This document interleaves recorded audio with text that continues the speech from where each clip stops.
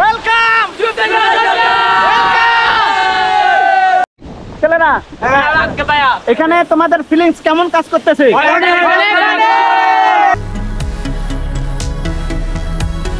স্বপ্নের এই পাহাড়গুলো যেন আকাশ ছুঁয়ে ফেলেছে। জাস্ট অনেকটা এক্সাইটেড। এই প্রথমবার মানে পাহাড়ে উঠতেছি আর পাহাড়ের দৃশ্য দেখতেছি, মনোরম দৃশ্য। নমস্কার, আমি বিভূতিভূষণ বিশ্বাস। আমি ময়মনসিংহ থেকে আসছি। ময়মনসিংহ কোন জায়গা থেকে? ময়মনসিংহ আসছি আমি। আসলে আমার বাড়ি হচ্ছে নেত্রকোনা জেলা, কিন্তু আমি ময়মনসিংহ থাকি, আকুয়া হাজিবাড়িতে। আসলে ভ্রমণ তো আসলে আমাদের মনের যে ক্ষুধা সেটা আমাদের নিবারণ করে।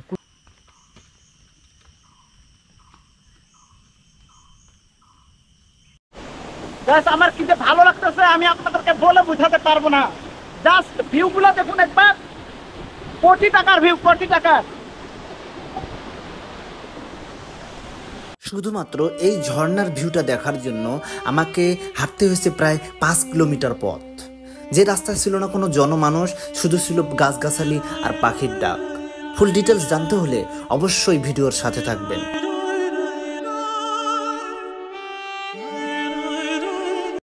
তো আজকের ভিডিওটা থাকবে যে আমি ঢাকা থেকে চট্টগ্রাম যাচ্ছি। তো কিভাবে যাচ্ছি, কত টাকা লাগবে, ভাড়া কত, এবং সব কিছু ডিটেলস আপনাদেরকে জানানো হবে। তো আমি চীনমন্ত্রীর সামনে দিয়ে সায়দাবাদের উদ্দেশ্যে চলে গেলাম। তো সায়দাবাদে এসে একটা বাস পেলাম। বাসের নাম সেন্ট মার্টিন ট্রাভেলস।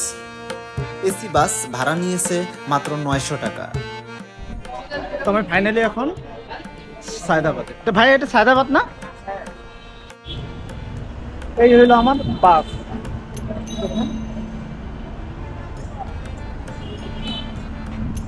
এটা হলো সেন্ট মার্টিন ট্রাভেলস। এটা সেন্ট মার্টিন ট্রাভেলস না ভাইয়া? আমি সামনের সিট কোনটা?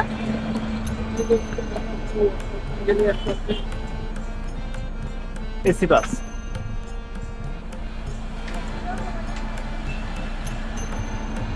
ভাইয়ের বাসা কোথায়? রায়েরবাগ। তোমার বাসা কোথায়? আমার বাসা রায়েরবাগ। আচ্ছা, যাক পরিচয় হয়ে গেল। আমি একটু সামনে তো ফাঁকা থাকবে না, মাঝে মধ্যে একটু সামনে ভিডিও করি, তো যাওয়ার তো সমস্যা তো নেই। ওকে, ইনশাল্লাহ। তো গাড়ি ছেড়ে দিল চট্টগ্রামের উদ্দেশ্যে। তো দেখুন জাস্ট রাস্তার ভিউটা, অসাধারণ একটা ভিউ। ঢাকা থেকে চট্টগ্রামের দূরত্ব প্রায় 300 কিলোমিটার। সময় লাগে 5 থেকে 6 ঘন্টা। যেহেতু সামনে কুরবানির ঈদ, জ্যাম থাকার কারণে আমার সময়টা একটু বেশি লেগেছে। ঢাকা থেকে চট্টগ্রাম বাসের ভাড়া সর্বোচ্চ 2000 টাকা এবং সর্বনিম্ন 600 টাকা। তো হ্যালো হোয়াটসঅ্যাপ গাইস, আসসালামু আলাইকুম। আমি আরিয়ান চলে আসলাম আজকের একটা নতুন ব্লগ ভিডিও নিয়ে। তো এখন আমি বর্তমানে যে জায়গাটাতে আছি এটা হলো চট্টগ্রামের সীতাকুণ্ডুর হাজির মোড় এলাকা বলে। তো আমি কালকে ঠিক ঢাকা থেকে রওনা দিয়েছিলাম দুপুর 12টার দিকে। আমাকে এখানে পৌঁছে দেয় ঠিক সন্ধ্যা 7টার দিকে। তো সন্ধ্যা হওয়ার কারণে পরে আর কন্টিনিউ করিনি, যেহেতু নতুন একটু ভয় ভয় তো কাজ করবে। তাই এরকম সীতাকুণ্ডুর সেই হাজির মোড় এলাকায় একটা হোটেল রুমে আমি রাত্রি যাপন করি। হোটেল রুমটা জাস্ট দেখুন আপনারা, অসাধারণ একটা রুম। আপনারা চাইলে এরকম একটা রুমে মাত্র 5 থেকে 600 টাকা দিয়ে রাত্রি যাপন করতে পারেন। অনেকে আসেন বিপদে পড়ে যায়, থাকার জায়গা খুঁজে পায় না। এই যে এটা বাথরুম। তো সীতাকুণ্ডুর হাজির মোড় এলাকায় এই রুমটা, এই হোটেলটা অবস্থিত। আপনারা চাইলে 5 থেকে 600 টাকা দিয়ে এখানে রাত্রি যাপন করতে পারেন। তো বন্ধুরা, আর কথা না বাড়িয়ে আমরা এখন মূল ভিডিওটি শুরু করতে যাচ্ছি। তো এখান থেকে আমি পাহাড়, ঝর্ণা এবং যে সমুদ্র সৈকতগুলো আছে সবগুলো এই ভিডিওর মাধ্যমে তুলে ধরবো। কোথায় যাবেন, কিভাবে এবং কত টাকা লাগে, কি খাবেন, সব কিছু ডিটেলস থাকবে এই ভিডিওতে। তাই আপনারা ভিডিওটি না টেনে ফুল ভিডিওটি দেখার অনুরোধ রইল। আর আমার চ্যানেলে যারা নতুন প্লিজ চ্যানেলটি সাবস্ক্রাইব করে আমার পাশে থাকবেন অনুপ্রেরণা যোগানোর জন্য। তাহলে চলুন শুরু করা যাক আজকের এই ভিডিওটি।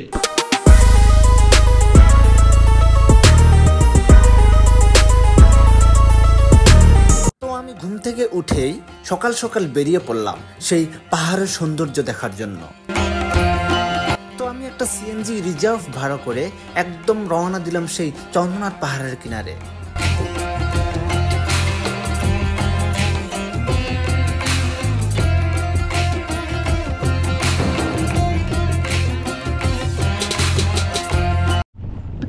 তো বন্ধুরা, আমি বেরিয়ে পড়লাম একদম পাহাড়ের উদ্দেশ্যে। আর পিছনে এখান থেকে পাহাড় দেখা যাচ্ছে, এই সীতাকুণ্ডুর এই মোড়টাকে কি বলে?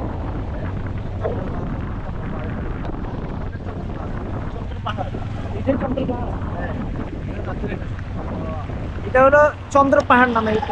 বৃষ্টি পড়তেছে, প্রচুর বৃষ্টি, মানে ফিলিংসটাই আলাদা। আপনারা জাস্ট দেখেন, অসাধারণ একটা feel।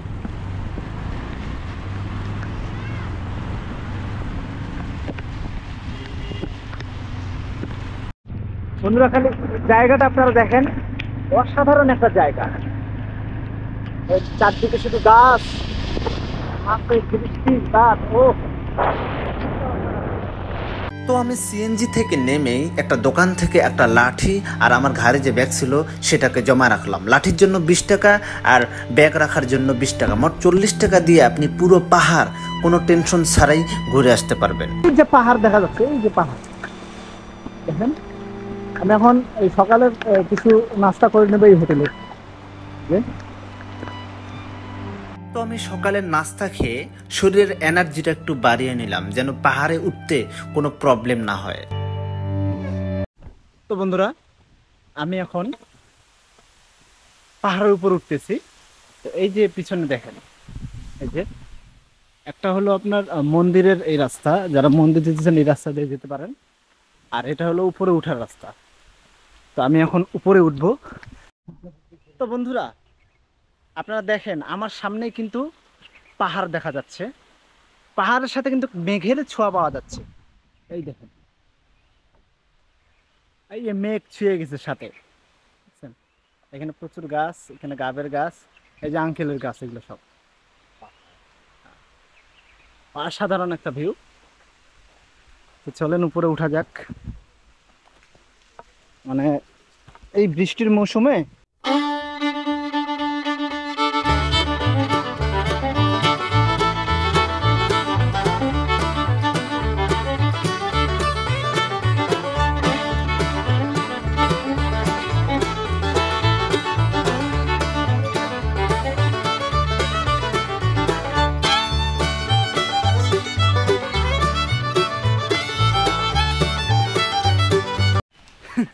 জাস্ট অনেকটা এক্সাইটেড। এই প্রথমবার মানে পাহাড়ে উঠতেছি আর পাহাড়ের দৃশ্য দেখতেছি, মনোরম দৃশ্য। এই যে আমার পিছনে দেখেন পাহাড়, হ্যাঁ এই যে অসাধারণ। আঙ্কেল কই যাচ্ছেন? পাতার থেকে আসতেছি। কতক্ষণ লাগলো যাইতে আসতে? কালকে সকালে গেলাম। কয়টার সময় কালকে রাত্রে গেলাম। কালকে রাত্রে গেছিলেন, এখন আসলেন? এখন আসতেছি। ওখানে থাকার জায়গা আছে? থাকার জায়গা আছে। ও আচ্ছা আচ্ছা। নিজেদের জন্য থাকার মোট কতক্ষণ সময় লাগে? মোট 3 ঘন্টা সময় লাগে। 3 ঘন্টা না? আর বৃষ্টির সময়? বৃষ্টির সময় তার চট কাটলাম আমাদের একটু বেশি, করকইডা বেশি সময় লাগে একটু। হ্যাঁ ধন্যবাদ। আচ্ছা আচ্ছা, বৃষ্টির টাইমে একটু বেশি সময় লাগে। আপনার কি কতক্ষণ লাগলো আপনাদের যাইতে আসতে? না আপনারা এখানে থাকেন? কালকে গেছিলেন, এখানে ছিলেন রাতে? ও আচ্ছা আচ্ছা, মানে এখানে থাকার জায়গা আছে? ও মানে পাহাড়ের উপরে থাকার জায়গা আছে রাতে? আমি জানি না, নাহলে আমি কালকেই উঠে যেতাম। নমস্কার, আমি বিভূতিভূষণ বিশ্বাস। আমি ময়মনসিং থেকে আসছি। ময়মনসিং কোন জায়গা থেকে? ময়মনসিং আসছি আমি, আসলে আমার বাড়ি হচ্ছে নেত্রকোনা জেলা, কিন্তু আমি ময়মনসিং থাকি আকুয়া হাজিবাড়িতে। আসলে ভ্রমণ তো আসলে আমাদের মনের যে ক্ষুধা সেটা আমাদের নিবারণ করে। খুব সুন্দর লাগে প্রকৃতির মাঝে আসলে, নিজেকে বড় মনে হয়। প্রকৃতিতে আসলে আসলে যেতে মন চায় না। খুব সুন্দর। আমার প্রথমবার আমি এখানে আসছি, আমার অনেক অনেক অনেক ভালো লাগতেছে এবং আমি সুযোগ পেলে আবার আসবো। যেহেতু আসলে একটু মানে দূরত্ব, ময়মনসিং থেকে চট্টগ্রাম জায়গাটা একটু দূরত্ব, তারপরেও এই আমার কাছে মনে হয় না যে জায়গাতে উঠে আমার কাছে কোনো দূরত্ব মনে হয়েছে। অনেক ভালো লাগতেছে আমার কাছে। আপনার যে নিচ থেকে উপরে ওঠার যে মানে ফিলিংসটা, এটা ফিলিংসটা মানে আমার কাছে আসলে তেমন খারাপ লাগতেছে না, কারণ অনেকে অনেক কথা বলছে, কিন্তু আমি মানে যেটা আসলে একটা কথা আছে না যে প্র্যাকটিক্যালি দেখলে সেটা সবকিছু মানে ভালো মনে হয়। তাহলে প্র্যাকটিক্যালি আসে আসলে আমার এখানে অনেক ভালো। দেখা আর প্র্যাকটিক্যালি দেখা আলাদা, এটার মধ্যে অনেক ডিফারেন্স। তাহলে আমার কাছে মনে হইতেছে যে আসলে তেমন কঠিন না। মানে আসলে যে কোনো কাজ করতে গেলে আমাদের ইচ্ছাটা হচ্ছে মনের। একটা কথা আছে না যে where there is a will there is a way, বোঝা গেছে? তাহলে ইচ্ছা থাকলে আসলে উপায় হয়। আর যেহেতু তারপরে আছে যে বাবার কৃপা যদি থাকে তাহলে আমরা নিঃসন্দেহে সেটা আমরা জয় করতে পারবো। তাহলে আপনারা আসবেন, অবশ্যই সুন্দর জায়গাটুকু আপনারা দেখবেন, অবশ্যই ভালো লাগবে। থ্যাংক ইউ, ধন্যবাদ। এই মাটিগুলো, এগুলোকে চিটা মাটি বলা হয়। দেখেন অনেকটা পিছলা না, কিন্তু এখান থেকে উঠা যাবে, কিন্তু মাটিগুলোকে মনে হয় যতটুকু আমি জানি যে চীনা মাটি অথবা চিটকা মাটি বলা হয় এগুলোকে। হ্যাঁ দেখুন অত শক্ত, অনেকটাই শক্ত। হ্যাঁ ভালো লাগতেছে। এখন আমি উপরে উঠবো, জাস্ট এই দেখেন সাধারণ একটা ভিউ আপনারা দেখেন। বন্ধুরা এই যে পাহাড় দেখতেছেন, হ্যাঁ আমি একাই এখানে আসছি, বাট আমার মনে হয় কি যে একা ঘোরাটাই অনেক ভালো, অনেক বেস্ট। কেননা দেখবেন যখন বন্ধু বান্ধব আপনারা নিয়ে আসবেন, কিছু বন্ধু এমন হবে যে ভাই আমার ভালো লাগতেছে না, মনটা কেমন কেমন করতেছে, চলে যাই। মানে আপনি যেই ফিলিংসটা নিয়ে আসবেন সেটা ভেঙে যাবে, ভালো লাগবে না। এই জন্য একা ঘোরাটাই আমি বেস্ট মনে করি। রবি ঠাকুরের একটা কথা আছে যে একলা চলো রে, একলা চলো রে। যদি কি জানি গানটা, যদি তোর ডাক শুনে কেউ না আসে তবে একলা চলো। হ্যাঁ এটাই তো। আপনারা পাহাড়গুলো দেখুন, এক একটা পাহাড়, মানে আমি জীবনের প্রথম এই পাহাড় মানে পর্যবেক্ষণ করতেছি, জাস্ট অসাধারণ লাগতেছে। এখান থেকে উপরে উঠতে সময় লাগে 1.5 ঘন্টা, আবার নামতে লাগে 1.5 ঘন্টা, যতটুকু শুনলাম স্থানীয়দের কাছে। আর এই যে লাঠিগুলো আর যে পায়ে যে মুজো আছে, আপনার এগুলো আপনাদেরকে অনেকটাই সেফ রাখবে, সেফটি রাখবে। হ্যাঁ তাই এখানে আসার সময় অনেক ভেবে চিন্তে আসবেন। তো আপনাদের এই মাঝখানে আসার সময় একটু প্রবলেম হবে কি, যে এখানে 3টা রাস্তা রয়েছে উপরে উঠার। এই যে এদিকে একটা, এই যে এখানে একটা, আবার এই যে এখানে একটা।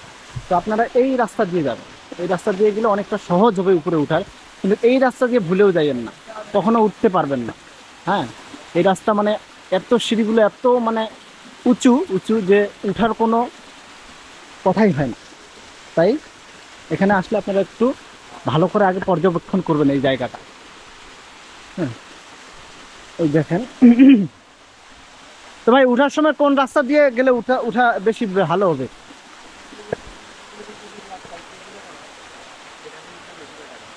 বললো এটা কোন রাস্তা?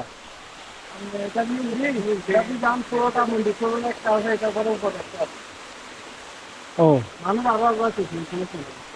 না, আমাকে একজন বললো যে কোন রাস্তা দিয়ে গেলে উঁচু উঁচু সিঁড়ি নাকি যাওয়া সম্ভব না। সিঁড়ি এটা গোড়াই সিঁড়ি আছে, সিঁড়ি আছে না? আচ্ছা যাই হোক, এই কিছু লোক গেল উঠবেন জানে না, এটা নিয়ম এবং এটা উঠে সুবিধা। এদিক দিয়ে উঠে এদিক দিয়ে নামবো, শেষ কথা এটা। আর যদি আপনার ভালো না লাগে আপনি যে বলতে মন করে যেতে পারেন। আচ্ছা না ঠিক আছে, জিজ্ঞেস করাটা তো লাগে, ঠিক আছে না? মানুষ আমি আপনাকে বলি, আমার জাতি বাঙালি তো, ব্যক্তিগত সুবিধার জন্য এই রাস্তা দিবে, এই সুবিধার জন্য, আপনার সুবিধার জন্য দিবেন।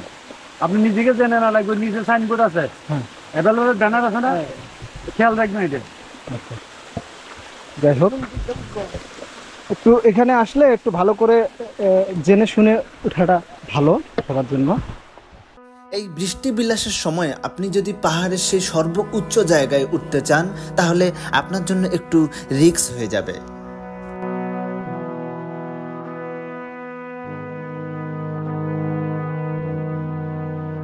তো এই বৃষ্টির সময় রাস্তাগুলোর অবস্থা এমন হয়, এর সময় যদি আপনি আপনাকে সেফটি না রাখতে পারেন, তাহলে বিপদ আপনাকে গ্রাস করতে পারে।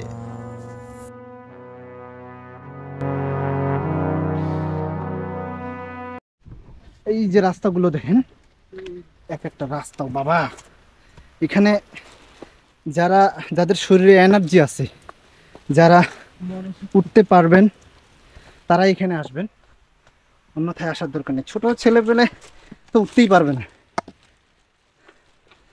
সিঁড়িগুলো দেখেন,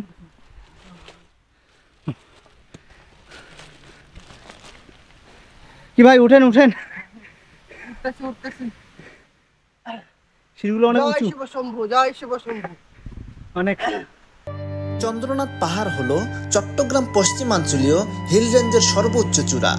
চট্টগ্রাম পশ্চিমাঞ্চল হিল রেঞ্জ হিমালয় হতে বিচ্ছিন্ন হিমালয়ের পূর্বাঞ্চলীয় অংশ। এই পাহাড়টি হিমালয়ের দক্ষিণ ও দক্ষিণ পূর্ব দিক ঘুরে ভারতের আসাম এবং ত্রিপুরা রাজ্যের মধ্য দিয়ে ফেনী নদী পার হয়ে চট্টগ্রামের সঙ্গে মিশেছে।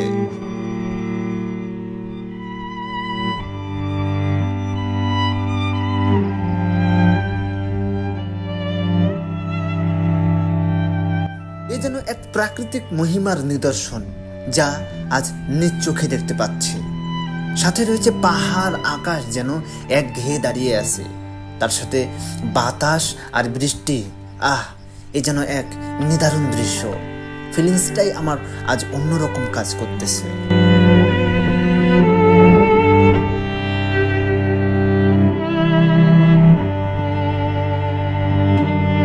আপনারা প্রায় 1 ঘন্টা রাস্তা অতিক্রম করার পর উপরে উঠে এরকম একটা ভিউ নিজের চোখে দেখতে পাবেন।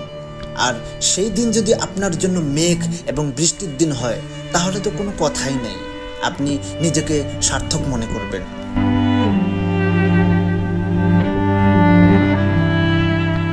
তো নির্জন পথে সিঁড়ি বেয়ে আমি হেঁটেই চললাম সেই পাহাড়ের সর্বোচ্চ জায়গায় ওঠার জন্য।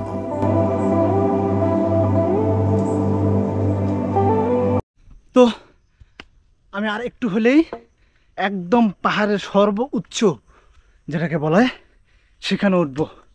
ভাই 1.5 ঘন্টা পার হয়ে গেল উপরে আস্তে আস্তে। হ্যাঁ দেখেন রাস্তাগুলো যেন শেষই হচ্ছে না। আর একটু হলেই একদম পাহাড়ের সর্বোচ্চায় মন্দির আছে এবং দেখার মতো অনেক সুন্দর জায়গা আছে। তো চলুন দেখা যাক। ফাইনালি একদম পাহাড়ের সর্বোচ্চ এখন আমি চলে আসছি। আপনারা দেখেন এখান থেকে জাস্ট ভিউটা দেখেন। মানে কি বলবো, মানে আমি মেঘ ছুঁইতেছি, মেঘ। এই যে দেখেন শুধু আকাশ, অসাধারণ একটা ভিউ।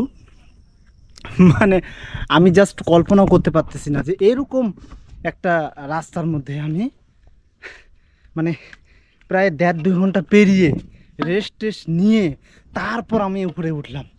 জাস্ট ফিলটা অন্যরকম লাগতেছে, আমি আপনাদেরকে বোঝাতে পারবো না। এই যে আমার পিছনেই হলো চন্দ্রনাথ মন্দির। এই যে এটা হলো চন্দ্রনাথ মন্দির, এই নামটা ধরেই চন্দ্রনাথ নামটা রাখা হয়েছে আর কি। এই পাহাড়ের উচ্চতা প্রায় 1152 ফুট, যেটা চট্টগ্রামের মধ্যে সবচেয়ে বড় উচ্চতা।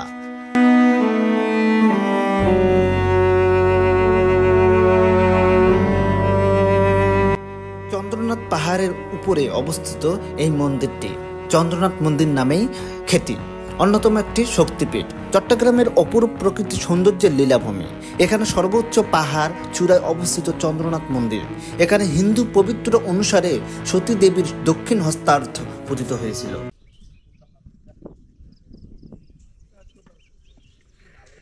কি ভাইয়ারা, তোমরা কি এই দিক দিয়ে নামে না? নামার জায়গা এই দিক দিয়ে? কতক্ষণ লাগছে উঠতে? না উঠতে কতক্ষণ লাগছে তোমাদের? হ্যাঁ উঠতে 4 ঘন্টা লাগছে? কি বলে? ও আবার মেঘ ছিল, আমরা যখন উঠছিলাম প্রচুর মেঘ ছিল। আচ্ছা, এই সব পাহাড় আপনারা দেখেন, এগুলো সব পাহাড়। যেদিকে তাকাচ্ছি শুধু পাহাড় দেখতে পাচ্ছি। ও রে ভাই, এই জায়গায় আসতে পারছি। তো বন্ধুরা, আমি একদম চলে আসছি একদম পাহাড়ের সর্বোচ্চ যে জায়গাটি, সেই জায়গায় উঠতে প্রায়, যদি আপনি রেস্ট নিয়ে উঠেন, আস্তে আস্তে উঠেন, তাহলে আপনার 2 থেকে 3 ঘন্টা লাগতে পারে। আর যদি আপনি ডাইরেক্ট চলে আসেন তাহলে 1.5 ঘন্টা লাগবে, অথবা 2 ঘন্টাও লাগতে পারে, বলা যায় না। কেননা আস্তে আস্তে, আর মুরব্বী মানুষ তো উঠতেই পারবে না, মুরব্বী মানুষের কথা বাদ। আমরা উঠতেই আমাদের শরীরে এনার্জি অর্ধেক চলে গেছে। তাই আপনারা যারা উঠবেন, উঠার আগে একটু ভরপুর খেয়ে নেবেন, তারপর উঠবেন। আর পানির বোতল তো অবশ্যই রাখতে হবে। আর এই যে লাঠিগুলো, এই লাঠিগুলো আপনাকে সেফ রাখবে। আর এগুলো আপনাকে চাইতে হবে না, আসার সময় আপনাদেরকে দোকানদার ডেকে ডেকে দিবে। তো আমি একদম সর্বোচ্চ পাহাড়ের সর্বোচ্চ যে চন্দ্রনাথ পাহাড়, এই পাহাড়ের সর্বোচ্চ জায়গায় চলে আসছে। যে পিছনে মন্দির দেখা যাচ্ছে, হ্যাঁ। তো এখন এই ভিউটা যদি আপনারা দেখেন, আপনি কল্পনাও করতে পারবেন না যে আপনি এখানে আসেন। জাস্ট অসাধারণ একটা ভিউ। আপনারা আসবেন, দেখবেন, ঘুরবেন, পর্যবেক্ষণ করবেন। আসলে দেশ না ঘুরলে ফিল পাওয়া যায় না, বাসায় একঘেয়ে বসে থাকা যায় না। তাই আপনারা দেশ ঘুরুন এবং এরকম পাহাড়গুলো, আল্লাহর সৃষ্টিগুলো দেখুন। আচ্ছা ভাইয়া, এটা পাহাড়ের সর্বোচ্চ জায়গা, তাই না? উপরে তো মন্দির। তো এই যে তোমরা যে আনারস, তারপর হলো এই যে মানে এত যে জিনিসপত্র, এগুলো সব একদম নিচ থেকে নিয়ে আসো নাকি? জি ভাইয়া। তোমরা নিয়ে আসো নাকি কারো দ্বারা ইয়ে করো? আমরা গাড়ি দিয়ে নিয়ে আসি। আসতে কতক্ষণ লাগে না হলেও? গাড়ি দিয়ে কি দিয়ে? গাড়ি দিয়ে গাড়ি CNG। সিএনজি উপরে ওঠে? হ্যাঁ হে বলে কি এদিক দিয়ে এই সিএনজি নাকি উপরে ওঠে? আমার তো মাথায় খারাপ শুনে, এত বড় একটা পাহাড়ি রাস্তা। এখান থেকে ইকো পার দিয়ে রাস্তা আছে, ইকো পার দিয়ে আসে আর কি ইকো পার্ক কোন দিকে? এদিক দিয়ে ভুটান। ও আচ্ছা আচ্ছা, আপনার দেখেন বন্ধুরা, মানে এই সর্বোচ্চ পাহাড়ের যে সর্বোচ্চ জায়গা এখানেও নাকি সিএনজি উঠে। আমি তো বাস শুনে অবাক হয়ে গেলাম, এত বড় একটা ইয়ে। এখানে খাবার অনেক কিছু আছে যে সব নিচ থেকে নিয়ে আসে এরা কষ্ট করে আর কি। আমি জাস্ট শুনে অবাক হয়ে গেলাম। চন্দ্রনাথ পাহাড় থেকে নামার রাস্তা দুইটি, একটি হলো 3 কিলোমিটারের রাস্তা আর একটি হলো 7 কিলোমিটারের রাস্তা। তো আমি 7 কিলোমিটারের রাস্তাটাই বেছে নিলাম, কেননা আমি ইকো পার্কের সেই ঝর্ণাগুলো দেখব এবং আপনাদেরকে দেখাবো। আর এই রাস্তা দিয়ে সিএনজি চলাচল করে।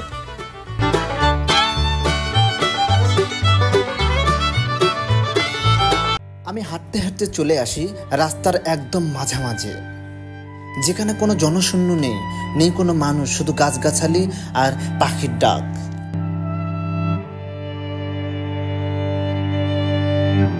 এটাকে বলে পাহাড়ি জঙ্গল। এই রাস্তা দিয়ে সিএনজি চলাচল করে, কিন্তু আমি একটা সিএনজিও দেখলাম না। আমি নামার পথে দেখেন কোনো জনশূন্য নাই, একদম নীরব এলাকা। নামার পথটা এই যে রাস্তা দিয়ে সিএনজি চলাচল করে ওই রাস্তা দিয়ে আমি নামতেছি। হ্যাঁ, মানে কোনো জনশূন্য নাই, একদম কোলাহল, পাখির ডাক শুধু শুনতে পাচ্ছি, পাখির ডাক। ওই যে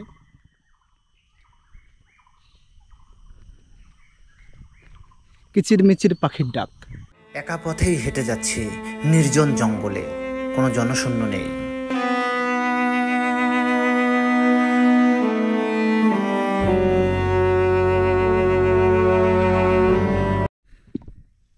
এটা কোন রাস্তায় আসলাম? কোনো জনশূন্য নাই, একদম নীরব। তার মধ্যে আধা ঘন্টা 1 ঘন্টা ধরে রাস্তা হাঁটতেছি, কোনো কুল কিনারা খুঁজে পাচ্ছি না। আসলে কোন রাস্তায় আসলাম?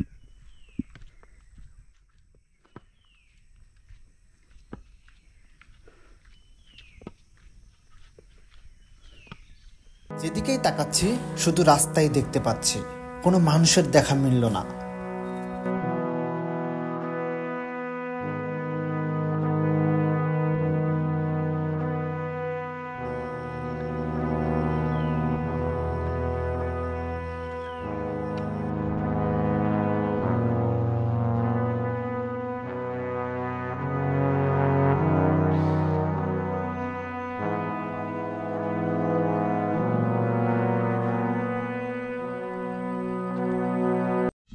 তো বন্ধুরা, প্রায় 1 ঘন্টার মতো হাঁটার পর আমি একটু স্বস্তি পেলাম যে আমার পিছনেই কিন্তু বাংলাদেশ বিমান বাহিনীর একটি সংরক্ষিত এলাকা। যেটা এই সর্বসাধারণের প্রবেশ নিষেধ, এটা দেখতে পারলাম। এই যে আপনি দেখেন, যাক, মানে এই পুরো পাহাড়কে দেখাশোনা করার জন্য এখানে রাখা হয়েছে আর কি। তো বন্ধুরা, অনেক হাঁটাহাঁটির পর প্রায় 1-1.5 ঘন্টা হাঁটার পর আমি সেই পাহাড়ের মধ্যে এক ইকো পার্কের মধ্যে প্রবেশ করতেছি। এই যে আমার সামনে দেখুন, এই যে ইকো পার্ক, এখানে বোটানিক্যাল ইকো পার্ক এরিয়া শুরু, মানে সহস্রধারা আকাশে হেলান দিয়ে পাহাড় ঘুমায়। এখানে অসাধারণ একটা। তো আমি এখন ইকো পার্কের ভিতর মানে ঝর্ণা দেখার জন্য নিচে প্রবেশ করতেছি। তো টিকিট নিল মাত্র 50 টাকা। এই যে গেটে আসার সাথে আপনাদের কাছে 50 টাকার টিকিট নিয়ে আপনাদেরকে সেই গন্তব্যস্থানে তারা যেতে বলবে। এই যে সিঁড়িগুলো দেখুন খালি এক একটা, মনে হচ্ছে যে নামার সময় হয়তো ভালোভাবে নামতে পারবো, কিন্তু উঠার সময় তো এক একজনের ফাটে। হ্যাঁ, এই দেখুন জাস্ট সিঁড়িগুলো। গাইস চলে আসছি ঝর্ণার সামনে। এত ঠান্ডা, মানে পানিগুলো এত ঠান্ডা আপনারা বাস কল্পনাও করতে পারবেন না, মনে হচ্ছে ফ্রিজের পানি। তো এখান থেকে আমি এখন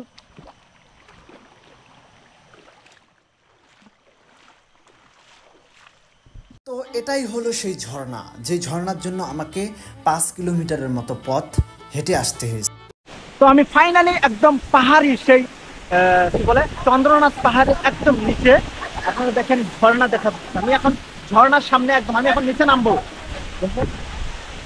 জাস্ট অসাধারণ একটা ফিল আপনারা ফিল করতে পারবেন যে এই ঝর্ণাটা তো কিছুই না, পাশে আরো ঝর্ণা আছে, আপনারা দেখেন। এই যে ঝর্ণা, এই ঝর্ণাগুলোর মধ্যে যদি আপনি আসেন তাহলে আপনাকে মনে হবে যে আপনি একমাত্র সুখী, মানে আপনার ফিলিংসটা এমন কাজ করবে।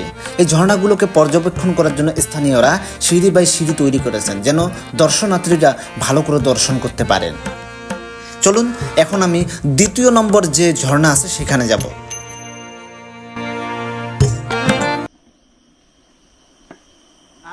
হাঁটতে হাঁটতে জীবন শেষ। এই সিঁড়িগুলো এত মানে খাড়া, মানে এখানে উঠলে অনেক রিস্ক লাগে, আপনারা একটু সাবধানে চলাচল করবেন অবশ্যই। ওকে, আমি এখন যাচ্ছি দ্বিতীয় ঝর্ণায়। প্রথম ঝর্ণায় গেছিলাম, প্রথম ঝর্ণা থেকে দ্বিতীয় ঝর্ণার দূরত্ব প্রায় 1.5 কিলোমিটার। আপনারা এই রাস্তাটা দেখুন, এটা এমন রাস্তা যে এখানে যাওয়ার মতো কোনো সিস্টেম নেই, তবে এই যে বানাচ্ছে রাস্তা, এটা বানাচ্ছে। তো এরকম ঝর্ণা যদি আপনি দেখতে চান তাহলে এর জন্য আপনাকে অতিক্রম করতে হবে কিছু ভয়ঙ্কর রাস্তা। একা গেলে হয়তো ভয় লাগতে পারে, কিন্তু কয়েকজন গেলে বেশি ভালো হয়।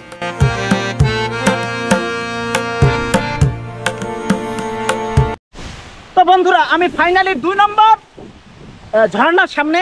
জাস্ট ভিউটা দেখুন, ভিউটা এই যে জাস্ট অসাধারণ একটা ভিউ গাইস। আপনারা এগুলো ভিউ কোটি টাকা দিয়েও খুঁজে পাবেন না। হ্যাঁ, এই দেখেন, ওয়াও একটা ফিল।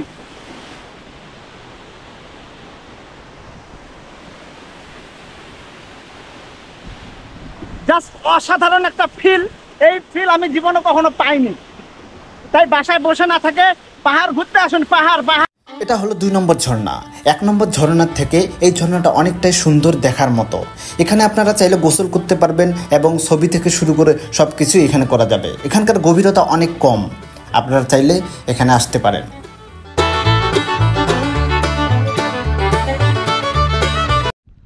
তো প্রায় 4-5 ঘন্টা পেরিয়ে আমি পাহাড়ে ছিলাম।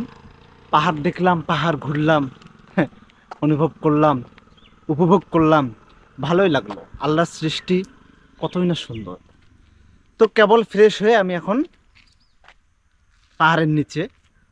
তো ভিডিওটি কেমন লাগলো অবশ্যই কমেন্ট করে জানাবেন। আর আমার চ্যানেলে নতুন হয়ে থাকলে চ্যানেলটি সাবস্ক্রাইব করে আমার পাশে থাকবেন। তো দেখা হবে আবার নতুন কোনো এক ভিডিওতে। আজকে এই পর্যন্ত, এখান থেকেই বিদায় নিচ্ছি। সবাই সুস্থ থাকবেন, ভালো থাকবেন। আল্লাহ হাফেজ, টাটা।